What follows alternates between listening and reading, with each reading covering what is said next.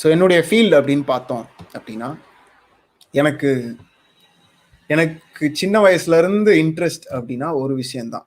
So first இருந்தது computers. So எனக்கு சின்ன வயசுல ஃபர்ஸ்ட் கம்ப்யூட்டர்ஸ் அண்ட் கேம்ஸ் அப்படின்னு வச்சுக்கலாம். எனக்கு ரொம்ப ஞாபகம் இருக்கு. மதுரைக்கு ஒரு இடத்துல ஆரியபவன்ல வந்து நான் விருதுநகர்ல இருந்தனால பக்கத்துல இருக்க பெரிய ஊர் மதுரையில வந்து எங்க அப்பா வந்து எங்களை கூப்பிட்டு போவாரு.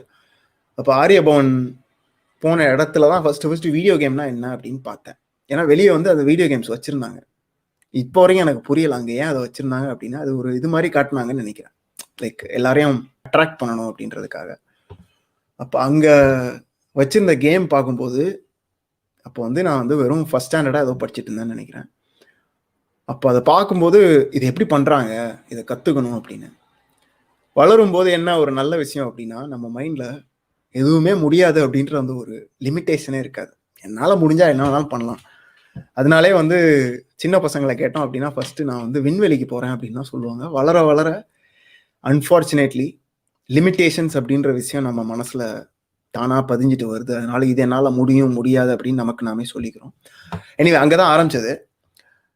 அப்போது அந்த கேம்ஸ் அண்ட் கம்ப்யூட்டர்ஸ், அதுக்கப்புறம் அங்கேருந்து நான் என்ன பண்ணேன் அப்படின்னா 10th ஸ்டாண்டர்ட் வரைக்கும் தான் படித்தேன். ஓகே, 10th ஸ்டாண்டர்ட் படிச்சுட்டு அதுக்கப்புறம் டிப்ளமா இன் கம்ப்யூட்டர்ஸ் 3 வருஷம் படித்தேன்.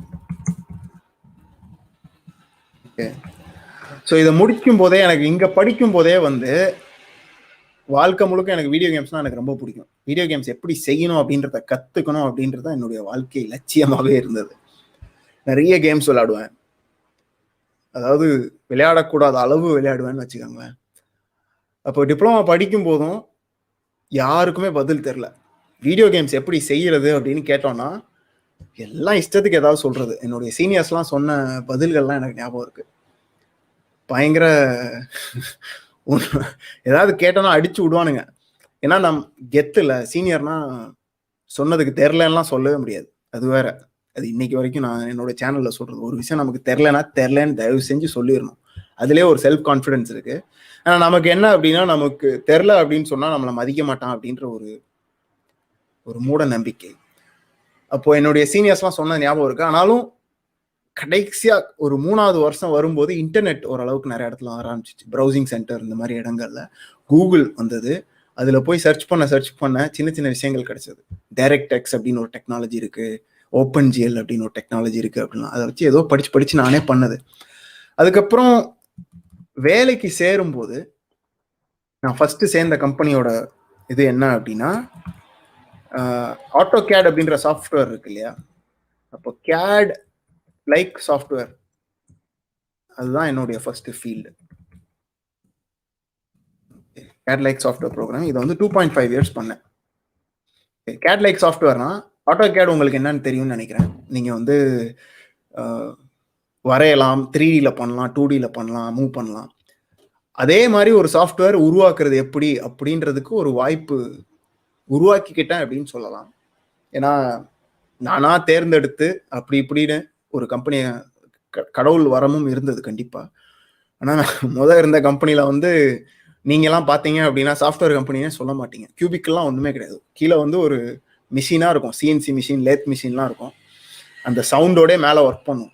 ஒன்றுமே கிடையாது, வெறும் ஒரு தகர டின் ரூஃப் போட்ட ஒரு கம்பெனி தான். அங்கே தான் வேலை பார்த்தேன்.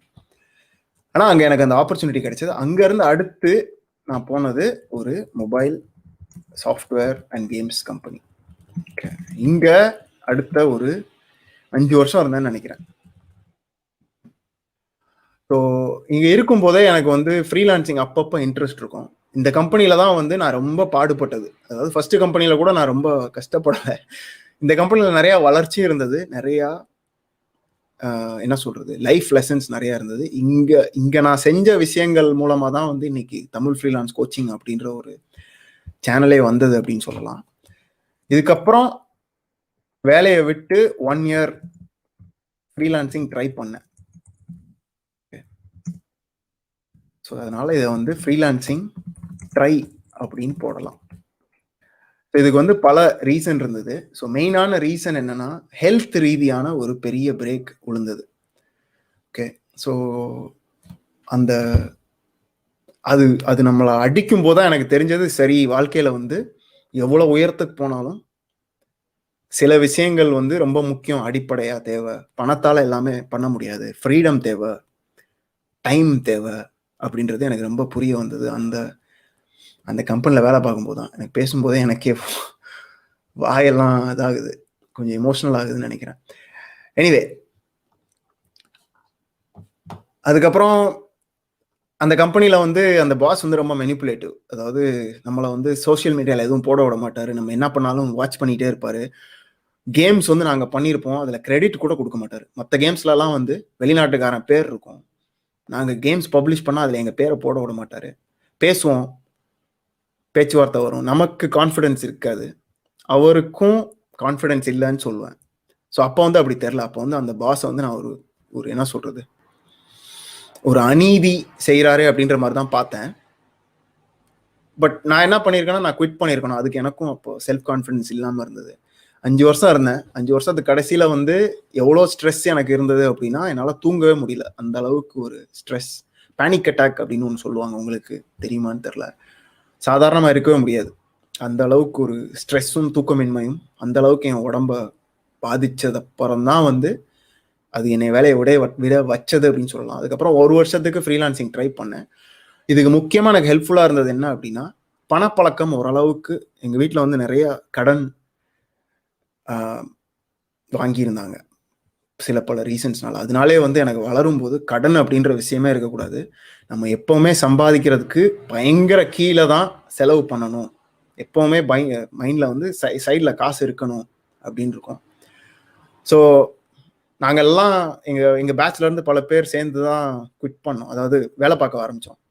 எல்லாருக்கும் சம்பளம் வந்து அப்போ வந்து 5,000 to 8,000 ரூபாய் இருந்தது. அப்போ ஒரு 800 ரூபா கடன் வாங்குறான்னு வச்சுக்கோ என்கிட்ட. ஏன்னா என்கிட்ட எப்பவுமே கையில காசு இருக்கும், ஒரு 10, 20, 30% வச்சிருப்பேன். எல்லாம் கட்டி முடிச்சோம். சில பேர் சொல்லலாம் லோன் இருக்கு, எனக்கு எஜுகேஷன் லோன் இருந்தது, எல்லாமே இருந்தது. கடைசியில வந்து என்னுடைய வாழ்க்கை தரத்தை ஒரு இடத்துல வச்சுக்கிட்டேன். அதனால் வீட்டுக்கு பணம் அனுப்புவேன், அந்த வெறும் 8,000 ரூபாய் வச்சு. அப்போ 800 ரூபா கடன் வாங்குவாங்க. சில வருஷங்களுக்கு அப்புறம் அது 10 மடங்கு ஆனது, 80,000 ரூபா சம்பளம்லாம் வந்தது. அப்போ 8,000 ரூபா கடன் வாங்க. அதே ஆள் தான், என் கூட படித்த பசங்க. அவங்க பணத்தை எப்படி புழங்குறாங்க அப்படின்றத பார்த்தேன், நான் எப்படி பணத்தை புழங்கினேன் அப்படின்னா, அதில் ஒரு பயங்கர லெசன் இருக்கு, உங்களில் யூஸ்ஃபுல்லாக இருக்கும்னு நினைக்கிறேன். அதுக்கப்புறம் 1 வருஷம் ஃப்ரீலான்சிங் ட்ரை பண்ணேன். இந்த டைமில் வந்து கொஞ்சம் என்னுடைய ஒன்றுமே படிக்கலை, அப்போ ஒன்றுமே தெரியாது, உலகம் வந்து இப்படிதான் இயங்குது அப்படின்ற பல மூட நம்பிக்கைகள் இருந்தது அப்படின்னு சொல்லலாம். ஆனா என்ன அப்படின்னா, அந்த மூட நம்பிக்கைகள் உண்மையா இல்லையான்னு டெஸ்ட் பண்ணுவேன். ஸோ எனக்கு நான் பயங்கர ரீசன்லாம் சொல்லிட்டு இருப்பேன். சரி, எனக்கு ஏன் வந்து நான் ஃபேமஸ் ஆகலை, எனக்கு நிறைய ஸ்கில் இருக்கு அப்படின்ற ஒரு இது இருக்கும், ஆனா நான் ஏன் ஃபேமஸ் ஆகலை, நான் ஏன் வெளிநாடு போகலை அப்படின்றதுக்கு தடையா சில விஷயங்கள் இருந்தது. ஒன்று, நானே எனக்கு சொல்லிக்கிட்டது என்ன அப்படின்னா, எனக்கு வெப்சைட் இல்லை அப்படின்னு நானே சொல்லிக்கிட்டேன். அப்போ நம்ம சில டைம்ல கூகுள் பண்ணும்போது திடீர்னு சில பேரோட வெப்சைட் பார்ப்போம், அவங்க வெப்சைட் எப்படி பண்ணியிருக்காங்களோ அதே மாதிரி பண்ணேன். இன்னைக்கு திரும்பி பார்க்கும்போது அப்படி பண்ணவே கூடாதுன்னு தெரியுது. பட் நான் பண்ணதுக்கப்புறம் எனக்கு மார்க்கெட்டிங்லாம் ஒன்றுமே தெரியாது. 1 வருஷம் கடைசியில் வந்து பணம் செலவு ஆகி முடிய போகிற டைமில் எனக்குள்ள பல மாற்றங்கள் வந்தது. ஓப்பன் சோர்ஸ் கோடு எழுதினேன், 1-2 ஃப்ரீலான்ஸ் ப்ராஜெக்ட் பண்ணேன், ஆனால் அது எப்படி கிடைச்சதுன்னு கூட தெரியாது. திடீர்னு ஒன்று கிடைக்கும், நாள் முழுக்க வந்து அப்ளை பண்ணுவேன், அப்புறம் சொந்தமாக ஒரு ப்ராஜெக்ட் பண்ணிட்டு இருந்தேன். இந்த மாதிரி ஏதோ ஒன்று டெய்லி ஓடிக்கிட்டே இருக்கும். அப்புறம் ஜிம்முக்கு போனேன், இருந்தாலும் பணத்தை அதிகமாக செலவு பண்ண முடியாது, ஏன்னா சம்பளம் இல்லை. எப்படியோ ஓடிச்சு ஒரு வருஷம். கடைசியில் ஒரு விதமான கான்ஃபிடன்ஸ் வந்தது. என்னதான் வந்து வேலையே பார்க்கலனாலும் நம்ம பண்ண ஒர்க்குனாலே ஒரு கான்ஃபிடன்ஸ். இது ஏன் கான்ஃபிடன்ஸ் நான் எப்போ சொல்றேன்னா, கடைசியில் பெங்களூர்ல ஒரு கம்பெனிக்கு போனப்ப அந்த கம்பெனியில நடந்த இன்டர்வியூல அவங்க கேட்ட கேள்விகள் மூலமா எனக்கு என்ன தெரிய வந்தது அப்படின்னா, இவனுக்கே என் அளவுக்கு தெரியல அப்படின்றது தெரிய வந்தது. இன்னொன்னு, அவங்க எதிர்பார்க்கறது ஒரு இயந்திரம் போன்ற ஒரு மனிதனை அப்படின்றது தெரிய வந்தது. அதாவது என்ன வந்து அவங்களால யூஸ் பண்ணிக்க முடியல அப்படின்ற இது ஒரு கர்வத்துல எல்லாம் இல்லை, ஒரு மாதிரி எனக்கு தெரிய வந்தது இவங்க என்ன பண்றாங்க அப்படின்னு. அவங்க வந்து ஒரு மிஷின் மாதிரி ஓடிக்கிட்டே இருக்காங்க. அந்த மிஷின்ல தேவையான ஒரு பார்ட் மாதிரி தான் ஒரு எம்ப்ளாயியை பார்க்குறாங்க. அந்த பார்ட்டில் நம்ம ஃபிட் ஆகலை, நம்ம எதிர்த்து 4-5 கேள்வி கேட்குறோம், நம்மளுடைய ஸ்கில் வந்து கொஞ்சம் ப்ராடாக இருக்குது, அப்படியெல்லாம் இருந்துச்சு அப்படின்னா அவங்களால என்னை எப்படி அந்த கம்பெனிக்குள்ளே உள்ளே வைக்கிறதுனே தெரில. ஆக்சுவலி எனக்கு அந்த வேலையே கிடைக்கல. வேலை கிடைக்கலன்னா நம்மளோட கான்ஃபிடன்ஸ் கீழே போகணும். பட் ஆனால் எனக்கு அப்படி போகல. எனக்கு எப்படி இருந்துச்சுன்னா, கண்டிப்பாக வந்து நான் வந்து இங்கே இருக்க வேண்டிய ஆள் இல்லை அப்படின்னு நான் சொல்கிறதுக்கு ஒரு மாதிரி தான் இருக்குது. அதுக்கப்புறம் அங்கே இருந்து எனக்கு வந்து பேங்காக்ல வந்து அடுத்த ஒரு கம்பெனியில் வேலை கிடைச்சது. அந்த கம்பெனியில் நான் 1.5 வருஷம் தான் இருந்தேன்னு நினைக்கிறேன். இது மறுபடியும் கேம்ஸ் கம்பெனியில் தான். ஸோ இது வந்து நல்ல கம்பெனி. அதாவது எனக்கு வெளிநாட்டவர்களுடைய வேலை பார்க்கக்கான ஒரு வாய்ப்பு கிடைச்சது. லக்கு கண்டிப்பாக இருந்தது. ஏன்னா அவங்க வந்து என்ன சொன்னாங்கன்னா, என்னுடைய வெப்சைட்டை பார்த்தாங்க, என்னுடைய கேம்ஸ் எல்லாம் பார்த்தாங்க, எல்லாத்தையும் போர்ட்ஃபோலியோ எடுத்து போட்டிருந்தேன். இதுக்கு தான் வந்து நான் படிச்சு சொல்றது, உங்களுடைய நீங்க என்ன பண்றீங்க அப்படின்றத வெளியே எடுத்து போடுங்க, சோஷியல் மீடியாவில் போடுங்க. ஏன்னா நீங்க இருக்கீங்க அப்படின்னு உலகத்துல பல பேருக்கு தெரில அப்படின்னா உங்களுக்கு எப்படி வாய்ப்புகள் கிடைக்கும் அப்படின்றது. நான் அன்னைக்கு எனக்கு என்னன்னு தெரியாது, பட் ஆனா இருக்கிறத எடுத்து போட்டேன். நான் யாருன்னு தெரிய வரணும் அப்படின்னு என்னென்னலாம் சேனல் மூலமா போட முடியுமோ போட்டேன். என்னுடைய வேலைகளை போட்டேன், ப்ராஜெக்ட்ஸை போட்டேன், என்னை பத்தி எழுதினேன். அது மூலமா கிடைச்ச வேலை வாய்ப்பு தான் இது. இந்தியாவை விட்டு வெளியே போறதுக்கான ஒரு வேலை வாய்ப்பு. அதுவும் ரொம்ப பயங்கர இதான். நீங்க வாங்க, 14 நாள் வாங்க, நான் ஃப்ளைட்டுக்கெல்லாம் பே பண்ணிடுறேன், ஹோட்டலுக்கு பே பண்ணிடுறேன். இது ஒரு டெஸ்ட் மாதிரி. 2 வாரம் என் கூட வேலை பாரு, பிடிக்கலைன்னா உனக்கு இது ஹாலிடே, பிடிச்சா வேலை வந்து மறுபடியும் முன்னால போகும் அப்படின்னாங்க. அதுக்கப்புறம் அங்கேயும் 1.5 வருஷத்துக்கு அப்புறம் ஒரு ஒரு பிடிக்கல. வாழ்க்கை ரொம்ப நல்லா இருக்கும் பேங்காக்ல. இந்தியா மாதிரி வேலையெல்லாம் கிடையாது. காலையில 10 மணிக்கு போனோம் அப்படின்னா 5 மணிக்கு ஆஃபீஸே காலி ஆயிரும். அவங்களுடைய வாழ்க்கை தரமே பயங்கரமா இருந்தது. ரொம்ப அதிகமாலாம் வேலை பார்க்க மாட்டாங்க, பயங்கர பிரேக்ஸ் நிறைய எடுப்பாங்க. இருந்தாலும் வேலை பார்க்கும்போது அது ஒரு மாதிரி ஃபோக்கஸ்டா பண்ணுவாங்கன்னு நினைக்கிறேன். அந்த 1.5 வருஷத்துக்கு அப்புறம் மறுபடியும் அந்த ஒரு இது வந்துச்சு, இது என்ன வாழ்க்கை இது, ஆஃபீஸ்க்குலாம் லேட்டா போவேன், காலையில எந்திரிக்கவே முடியாது, ஒரு மோட்டிவேஷனே இருக்காது. அப்புறம் அங்க மறுபடியும் வேலையை விட்டேன். அதுக்கும் கண்டிப்பா நான் சேர்த்து வச்சிருந்தது இருந்துச்சு. அப்புறம் 2.5 years அங்க ஃப்ரீலான்ஸ் பண்ணேன், அந்த நாட்டில் இருந்துட்டே. இதுக்கு வந்து விசாலாம் நானே எனக்கு சம்பளம் கொடுத்து அந்த அளவுக்கு எக்ஸ்ட்ரா தேவையில்லாத விஷயம். பட் ஆனால் அங்கே இருக்கிறது எனக்கு பிடிச்சிருந்தது. அங்கே ஒரு வாழ்க்கை செட் ஆயிடுச்சு, நமக்குன்னு அங்கே ஃப்ரெண்ட்ஸ் எல்லாம் இருந்துச்சு. அங்கே தான் ஃப்ரீலான்சிங்லாம் நான் நிறையா கற்றுக்கிட்டேன். மொதல் ப்ராஜெக்ட்ல இருந்து அப்வொர்க்கில் நிறையா பண்ண ஆரம்பித்தேன். இப்போ வந்து 2.5 வருஷம் கூட இல்லை, 3 வருஷம் இருக்கும் ஃப்ரீலான்ஸ் பண்ணதுன்னு நினைக்கிறேன். 4.5 வருஷம் அங்கே. ஸோ இந்த டைமில் தான் வந்து நான் பண்ண இவங்க கேட்ட கேள்விக்கான பதில் என்ன அப்படின்னா, கேம்ஸ்ல இருந்து மார்க்கெட்டிங் வந்தது இங்க இருந்து தான். ஸோ வெப்சைட் பண்ண ஆரம்பித்தேன். ஏன்னா வெப்சைட் வந்து பயங்கர ஈஸி அப்படின்ற அந்த ஒரு விஷயம். கேம்ஸ் வந்து ரொம்ப கஷ்டம், பயங்கர கோடு எழுதணும், பயங்கர ஸ்ட்ரெஸ்ஃபுல். 1,00,000 லைன்ஸ்லாம் கோட் இருக்கும். ஒரு ப்ராஜெக்ட்ல என்ன கேட்டிங்கன்னா எனக்கு வந்து 1,00,000 லைன்ஸ் ஆஃப் கோட் இருக்கும். எங்க இருந்தாலும் என்னால் சொல்ல முடியும். பட் அதுக்கு அது ஒரு சுமை, நம்ம பிரெயினோட சுமை. வாழ்க்கையில வேற எதுவுமே பண்ண முடியாது. வெப்சைட் வந்து பயங்கர ஈஸியா இருந்தது, அதனாலே பண்ண ஆரம்பிச்சேன். அதுக்கப்புறம் அங்க இருந்து வெப்சைட் பண்ணிட்டே இருக்கும் போதும் வெப்சைட்ல வந்து ஸ்டார்டிங்ல நல்லா தான் இருந்தது. $20 $25 அப்படிலாம் கொடுத்தாங்க. உங்கள பல பேர் அதுவே கிடைக்க கஷ்டப்படுறீங்கன்னு தெரியும். பட் இருந்தாலும் மனிதர்களுடைய என்ன சொல்றது, இயற்கை என்ன அப்படின்னா, நம்ம எங்க இருக்கோமோ அது கொஞ்ச நாள்ல சலிச்சிடும், அடுத்த லெவலுக்கு போகணும், புதுசா ஏதாவது வேணும் அப்படி. அப்படிதான் அட்லீஸ்ட் நான் யோசிக்கிறது. அடுத்து ஏதாவது பண்ணணும் அப்படின்னு பார்க்கும்போது தான் மார்க்கெட்டிங் அப்படின்றத படிக்கணும்.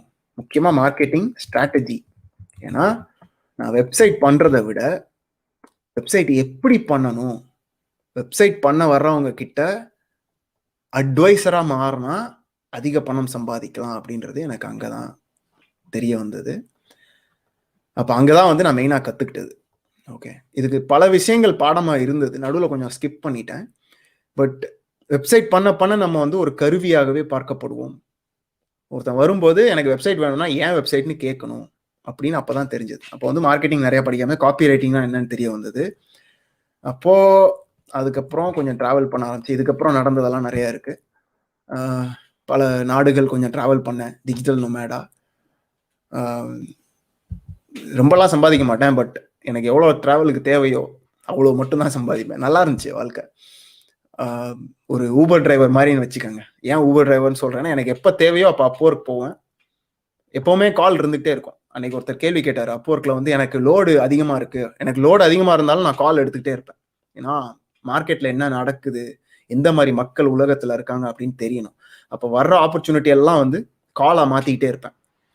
அதனாலே வந்து ஒரு பயங்கர கான்ஃபிடன்ஸ் இருக்கும். ஓகே, புதுசு புதுசா விஷயங்கள் தெரிய வரும். அவங்க கிட்ட இருந்தே கத்துக்குவேன். என்ன பண்றீங்க, எங்க இருக்கீங்க பிசினஸ்ல, என்ன தடை, சொல்ல சொல்ல வந்து அடுத்து வர பிசினஸ்க்கு வந்து முன்னால நடந்த பிசினஸ்ல இருந்து கத்துக்கிட்டதை பகிரும்போது நம்ம எக்ஸ்பர்ட் ஆகும். இது வந்து ஒரு ஒரு சுழற்சி மாதிரி பெருசாயிட்டே போகும். போக போக நம்மளுடைய கான்ஃபிடன்ஸும் வளரும். ஸோ ஒரு பாயிண்ட்ல வந்து என்ன ஆச்சு அப்படின்னா, நான் வெப்சைட்டுக்கு வழக்கமா வந்து ஒரு கால் கேட்பேன். Okay, let's jump on a free consulting call அப்படின்னு சொல்லி, அதான் ஃபர்ஸ்ட் ஸ்டெப். அந்த கால் வந்து நான் வந்து எதுவும் எதிர்பார்க்க மாட்டேன், பணம் எதுவுமே கிடையாது. ஒரு மணி நேரம் உட்காந்து ஓகே கன்சல்டிங் கால் பண்ணும்போது நான் என்ன பண்ணுவேன் அப்படின்னா, ஏன் இந்த ப்ராஜெக்ட் உங்களுக்கு தேவை, இந்த ப்ராஜெக்ட் உண்மையாவே உங்களுக்கு தேவையா அப்படின்னே நான் கேட்பேன். எதுக்கு பண்ணீங்க, என்ன ஏன் கான்டாக்ட் பண்ணீங்க, ஏன் வேற எதையும் பண்ணல அப்படின்ற மாதிரி ஒரு இதுக்கு போவேன். இது ரொம்ப முக்கியமான விஷயம். இதை நான் கத்துக்கிட்டவர் வந்து ஜோனத்தன் ஸ்டார்க் அப்படின்றவர். அவர் வந்து ஒய் கான்வர்சேஷன் அப்படின்னு சொல்லுவார். அதாவது இந்த ப்ராஜெக்ட் ஏன் இப்போ, ஏன் நான், ஏன் இந்த மெத்தட்ல, ஏன் இதை பண்ணல, ஏன் சீப்பான ஆல்டர்னேட்டிவ் நீங்க எதுக்கு பார்க்கல அப்படின்லாம் கேள்வி கேட்கணும். இது ரொம்ப கஷ்டமா இருக்கலாம். ஏன்னா எஃபெக்டிவ்லி நீங்க என்ன பண்ணணும் அப்படின்னா, உங்களையே நீங்க வந்து ரிஜெக்ட் பண்ண வைக்கணும். ஒரு மாதிரி என்ன சொல்றது, இப்போ ஒருத்தர் என்கிட்ட வந்து வெப்சைட் வேணும் அப்படின்னு கேட்டார்னா, ஓகே சொல்லுங்க வெப்சைட் எதுக்கு பண்றீங்க அப்படின்னு கேட்பேன். அப்போ இதை சொல்லுவாரு. சொன்னோடனே நான் வந்து கியூரியஸாவே கேள்வி கேட்பேன். ஏன் நீங்க இதை பண்ணல, ஏன் இதை இப்போ பண்றீங்க, முக்கியமாவே தேவைதானா, அப்போ இதுக்கு என்ன தேவை, இப்படி கேள்வி கேட்கறதுக்கே உங்களுக்கு என்ன தேவையா இருக்கணும் அப்படின்னா, ஒரு பிசினஸ் வளரும் போது என்னென்ன ஸ்டேஜ் எல்லாம் இருக்கணும் அப்படின்ற அந்த ஒரு அட்லீஸ்ட் ஒரு பேசிக் தியரி இருக்கணும். அது இருந்துச்சு அப்படின்னா உங்களால வந்து இந்த மாதிரி கேள்வி கேட்க முடியும் வர்றவங்க கிட்ட. ஸோ அதுக்கு தான் வந்து உங்களுடைய துறையில எப்படி வளரும் அப்படின்றத நீங்க சொல்லணும் அப்படின்னு சொல்லுவேன். பட் எனிவே, ஸோ இதுதான் வந்து என்னுடைய ஃபீல்டு.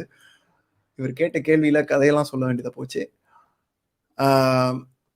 பட் இங்க இருந்து தான் வந்து என்னுடைய இது வந்து 10 வருஷம் நடந்தது. இதுக்கு முன்னாடி 2.5 இயர்ஸ், 5, 1.5, 7, 9 வருஷம் கேம்ஸ்ல இருந்தேன். அதுக்கப்புறம் வெப்சைட் மார்க்கெட்டிங் ஸ்ட்ராட்டஜி. இது வந்து இப்போ கரண்ட்லி 4 to 5 இயர்ஸ் ரன்னிங் நினைக்கிறேன். இப்போ மொத்தமா சேர்ந்தோம்னா. ஓகே, இதுக்கு நடுவில் தான் கொஞ்சம் தமிழ் ஃப்ரீலான்ஸ் கோச்சிங்லாம் ஆரம்பிச்சது. நான் முக்கியமாக கான்சென்ட்ரேட் பண்ணுறது அப்படின்னு பார்த்தோம் அப்படின்னா, இ லேர்னிங், அதாவது ஆன்லைன் கோர்சஸ்ன்னு சொல்றாங்க இல்லையா, அது அதை சுத்தின டொமைன்ல வந்து நான் சொல்றது. அதாவது இந்த மாதிரி ஒருத்தவங்க வந்து கோர்ஸ் பண்ணணும் அப்படின்னா பல விதமான மார்க்கெட்ஸ் இருக்கும். மாஸ் மார்க்கெட், நீஷ் மார்க்கெட், இந்த மாதிரி நிறைய இருக்கு. அவங்க எதை ஃபர்ஸ்ட் செய்யணும், எதை செகண்ட் செய்யணும், 100 பேர் இருக்கிற பிசினஸ் 1000 பேர் கஸ்டமர் ஆக்கணும்னா என்ன பண்ணணும், 1000 பேர் இருக்கிறவங்க 10,000 பேர் ஆக்கணும் என்ன பண்ணணும் அப்படின்னு தியரி மட்டுமா தெரிஞ்சிருக்கணும். அதை தெரிஞ்சிருந்தோம் அப்படின்னா அவங்க கிட்ட அதை டிஸ்கஸ் பண்ணலாம். ஓகே, இப்படி சொல்றாங்க, நீங்க ஏன் இதை பண்ணல, உங்களுடைய லாஜிக் என்ன அப்படின்னு ஒரு பிசினஸ் கன்சல்டன்ட், ஒரு அட்வைசரா நீங்க பேசணும் ஃபர்ஸ்ட். அதுக்கப்புறம் தான் டெக்னிக்கல் எல்லாமே வரணும். எனிவே, கேள்விக்கு நன்றி.